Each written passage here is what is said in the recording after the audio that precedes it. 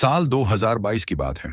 आरव और उसकी पत्नी नंदिता ने दिल्ली की भागदौड़ से दूर फरीदाबाद में एक नया फ्लैट खरीदा। सेक्टर 88 में एक हाई राइज बिल्डिंग थी, गोल्डन हाइट्स।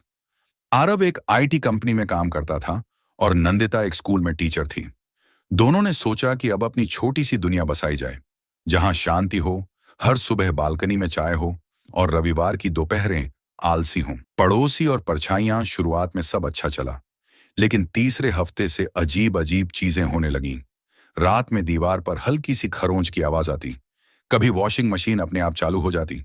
सबसे अजीब बात, ऊपर का फ्लैट खाली था, फिर भी हर रात 2 बजे वहां से चलते हुए कदमों की आवाज आती। नंदिता को शक हुआ, लेकिन आरव ने कहा, अरे यार, नया घर है, नए साउंड्स हैं, डरो मत। एक दिन नंदिता लिफ्ट में एक बुजुर्ग महिला से मिली, सफेद साड़ी में, चेहरे पर हल्की मुस्कान। नए आए हो क्या? उन्होंने पूछा। हाँ आंटी, आप कौन से फ्लोर पे रहती हैं? ऊपर वाले फ्लैट में, 1503 में, कहकर वो चली गई। जब नंदिता ने सोसाइटी गार्ड से पूछा तो गार्ड का चेहरा फीका पड़ गया।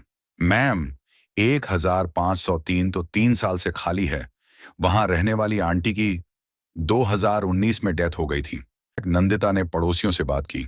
पता चला उस फ्लैट में रहने वाली महिला का नाम था शांता देवी। उनका बेटा दुबई में था और वो अकेले रहती थी।